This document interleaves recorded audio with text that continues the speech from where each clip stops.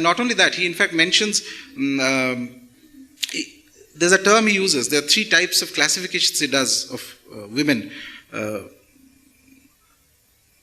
There's a very mysterious term he uses, Maya. But this is not the Vedantic Maya. Okay. So in Shakta Dharma is also monistic, but it does not exclude Maya. In fact, Maya, what you call Maya, is the power of Bhagavati. It is she who is here. She who is very much present in this plane. She who has created. This is what the 36 Tattvas of Shaiva Siddhanta of Kashmir will tell you, that Paramashiva is there, and then there is Shakti is there. Chiti Swatantra Chiti. Swatantra means it is independent absolutely. Nobody in the world is independent. But Chiti is independent. Independent even of Shiva. Swatantra Avastha she is in, and from there Chiti, for Vishwa Siddhi, she manifests the world, and the term that is used is unmilayati, which means like a spider brings out webs from its own body. From her body she is bringing the world, from the highest Paramashiva to the Jiva she is creating. Paramashiva has no role. He is the transcendent. He is just outside of the equation. That which is outside, you don't worship it. You can't worship it. You don't even know what it is. Only that which is within the system, only you can worship. After that, there are other forms of Shiva, by the way. After this role, then there is Sada Shiva. In fact, everybody in South, I am sure that you must have seen Lalita Tripur Sundari iconography traditionally. You will see that there are the asana, the lowest form of the asana, there will be Brahma, Vishnu, Maheshwar, Ishvara. Then there is Sada Shiva. Then there is Bhagavati who is sitting. Why is this krama? From an average point of view, I was asked this question that this is like derogatory to the deities. Well, it is the manifestation of the Tattva. What it is saying, and it's important to understand that when she's sitting on Sadashiva, she's sitting on this Sadashiva Tattva. Sadashiva Tattva comes, all the gods that we know in this manner of looking is born from Parashakti. There is one Paramashiva, by the way. Paramashiva is outside of the equation. He is not playing any role here. That which Ram was saying, Anuttara, that state. Every other Shiva and Parvati that we are worshipping is created from Parashakti. And these are tattvas he is talking about, which means that even suppose you are a very great upasak, you are an upasak like there has never been one, you are the combined force of all the Saptarishis, suppose, even then in the physical body you can only attain up to the state of Sadashiva. Mark my word, state of Sadashiva. You will not become Sadashiva. That's the difference. You can attain to the state in this krama, you can attain to the state of Vishnu, but you will not become Vishnu. You can attain to the state of Shiva, but you will not become Shiva. So this is how the plank is. So Brahma, Vishnu, Rudra is also there, and then there is Ishvara. Beyond that there is Sadashiva. Beyond that there is Bhagavati, Lalita Mahatripur Sundari. She is sitting there. She is Parashakti, etc. Done? Okay. Fine. So I'll just take 2 minutes to conclude, to wrap this up. Because this is actually such a vast topic that you can keep speaking on it for a long time, because every nuance has to be explained there. And so this is how Matsendranath becomes extremely potent, because without Matsendranath, we would not have had the Kaula Shastras. He is so powerful, that so amazing. The difference is that there are great saints who have come. Ramakrishna Paramahamsa is a fantastic Kali Upasak. Perhaps in the last 500 years we have not had a Kali Upasak of his caliber. There are many other great, somebody like Avinav Gupta, he is, if you ask me personally, he is the very incarnation of Swachchanda Bhairava. The kind of thing that he has created is amazing, mind-blowing. It's like there's no one like him.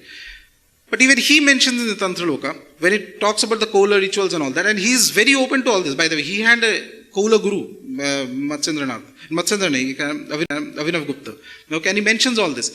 And he says that in whole of Kali Yuga, the Mahakaula is Matsendra. मैंने उनके ऊपर कोई है ही नहीं, हो ही नहीं सकता.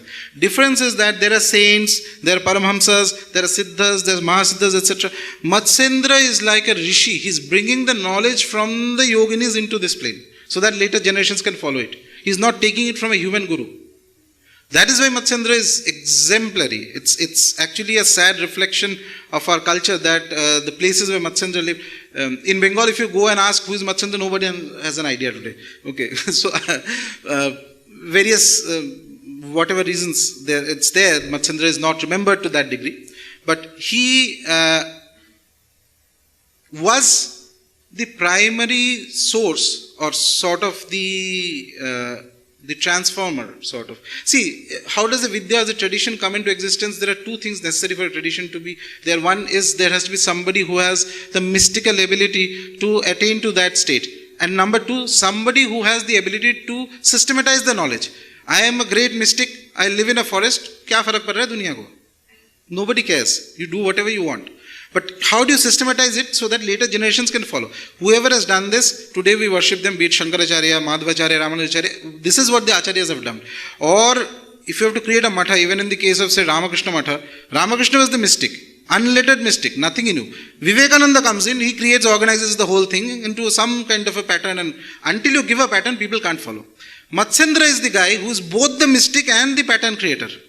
Together rolled into one, he does both the jobs, and till date there are the whole, and Kaula Sampradayas are still existent, by the way. If people believe that it doesn't exist, no. Kamakhya itself follows a Kaula Sampradaya.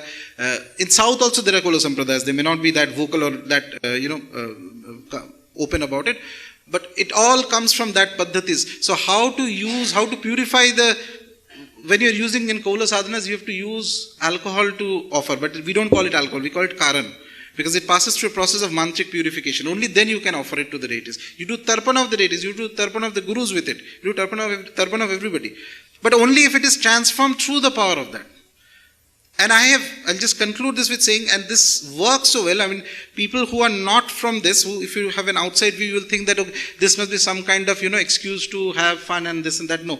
I have actually once sat in a ritual, and I was lucky, I was allowed to sit there.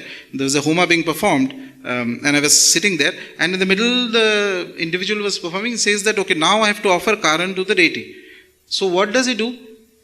It was late in the night, there was nothing open, he says that get some water in front of me, and it's not even a public performance or anything, kuch nahi. Main baitha tha, I was allowed to sit for 3 hours with the condition that you cannot ask a question. Kya ho raha, nahi ho raha, kuch question nahi, chup chap dekho. So I said, okay, I'll do that. He takes the bowl of water, dips his hand in, puts some mantra and starts smelling of alcohol. Alcohol is a very typical smell. You'll know it. You'll never, whether you consume or not, doesn't matter. You'll know it. He takes it with some mantras, he offers into the fire. Immediately that whole space starts smelling of chandan. The most powerful smell of chandan I've ever heard. In front of my eyes. In front of my eyes. Okay. This is happening by the power of a devata. It took me 10 years to understand which deity it is, because he had asked me, you cannot, I did that time when I sat in that homa, I had no idea who the hell, puja kiska ho raha hai, wohi pata nahi mujhe. Because I was told if you ask, you get out. Okay, I said, okay, I'll not ask, I'll just sit. I just want to observe. But I remember that whole experience. And 10 years later, I figured out which is the deity that can do it for you. There is a deity. You attain the grace of that deity. So when I meet the gentleman, once in a while I tell him that aapko kya karna hai, baar khol lijiye, pani ko daru kar dijiye. He keeps laughing. So, but it is just joking around. But the Kaula rituals work. Kaula sadhanas are there, and Matsendra in that sense is one of the greatest upasakas that we know. So I'll conclude it here.